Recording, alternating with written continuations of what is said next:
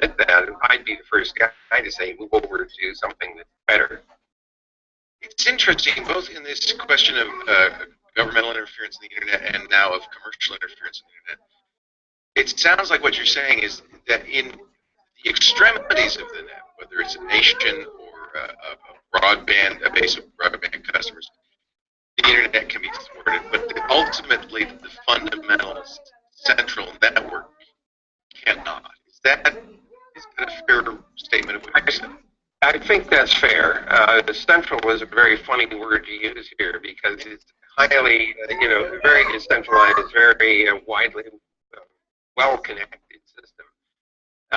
But it's correct to say that at the edges of the net, where there's kind of a geographical confinement, it's possible to interfere with users' access. And this is why we have to be very thoughtful about assuring legislative and legal postures that will protect users' interests in their freedom of expression and freedom of access to information.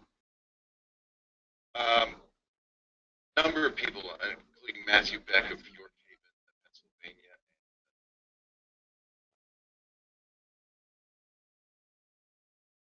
Donita Prakash of Ashburn, Virginia, asked about Edward Snowden. They wanted to know, what's your take on Edward Snowden, his revelations about NSA spying? Is he a hero? Is he a villain? Somewhere in between. So this is, I have to admit to you, on alternate Tuesdays, I go back and forth on this. I think that Edward Snowden took an oath to protect the information that he released, and so that disturbs me a lot. And I think there was a big price to pay in the release of that information in terms of compromising American and other intelligence service abilities to perform their jobs, which is in a sense to protect the population from potential harm. On the other hand, I think that, certainly speaking just about the American population, I don't believe that we had an opportunity as a population, as a society, to debate the wisdom of what was being done before it was underway. We all understand that the origins of this were 9/11. It was a dramatic and traumatic experience, and many things happened, in the heat of all that. But this has continued now for nearly a decade and a half. But this discussion that we have been having on the subject is very important especially for democratic societies, ours included. So I'm glad that the discussion is happening.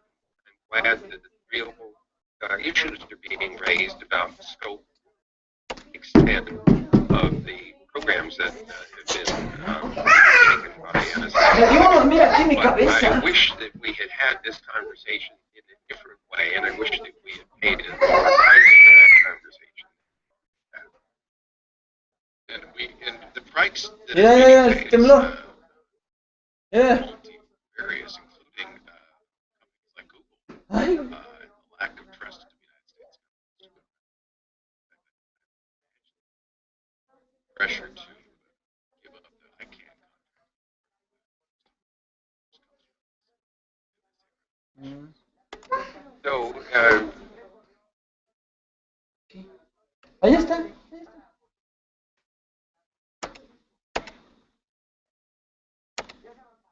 I don't know for sure whether that's correct, but it's not an unreasonable supposition. And you're quite right. Trust in American companies eroded fairly visibly as a consequence of fear that any company that was providing internet-based services would somehow also compromise. I will say that Google's reaction to this specifically was to start encrypting everything that goes between the data centers of our backbone network, and also encrypting things as they land on the disk drives of those data centers, so that their encrypted address is almost encrypted in transit. For some years now, we have been encrypting traffic going from the users' laptops, desktops, and tablets to our services. So we've increased the amount throughout the system in response to these revelations. On a lighter note, a question from Joaquin Aparicio in San Salvador. What do you see for the future of the Internet of Things? So I'm quite excited about this, although there are some big challenges ahead. There may be literally billions of devices, light bulbs like Philips that makes the light bulb hue.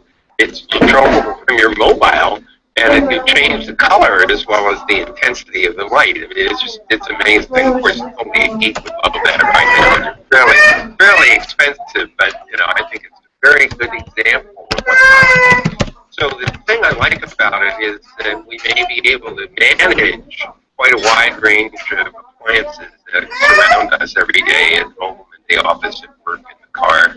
Maybe also things that we are wearing or things that we actually might have embedded in our body, sensors that are helping us track our vital signs and our health status. At the same time, however, while this opens up wonderful and interesting opportunities, as long as we have standards for interoperability and new services and products, the one thing that we should be very worried about is that the software which manages all this stuff may be penetrated or compromised in some way. And so the scenario might be, the Bank of America succumbs to a denial of service attack from 100 million refrigerators in the United States. And we think that sounds funny, and I use that. I do it. It's a deliberate laugh line, right? Except for one thing. It's true.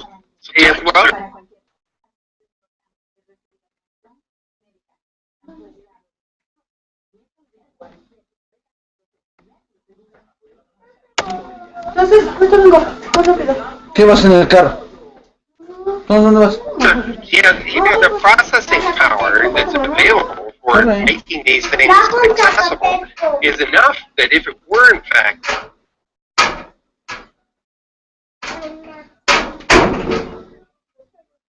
penetrated in some nefarious program installed, it could be quite damaging.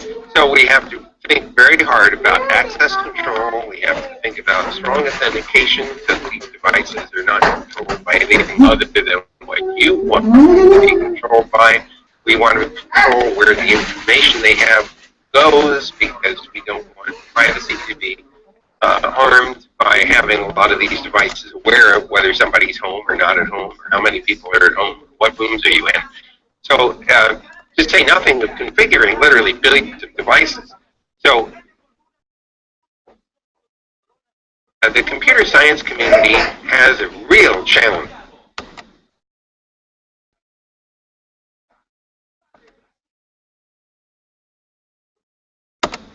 to meet here. And in fact, I just met a group as part of the Computer Research Association, made up of all the heads of the computer science departments in the United States this morning to talk about exactly those challenges and what we need to do in the curriculum in order to prepare our software people for building a system that's actually safe to use. I'm sure when you designed or helped design TCP/IP, there was, and I get the sense of this, all of the others that there was this kind of openness, this feeling that let's create an open. Oye, ¿no trajo manzanas, mamá?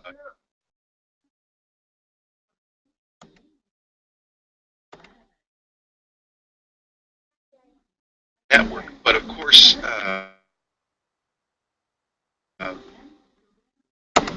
security's become more and more. I don't want. Señor. ¿Qué pasa? But I guess we're a little more cynical now. Papá. ¿Qué? Karen. Ven por acá. Ven por acá.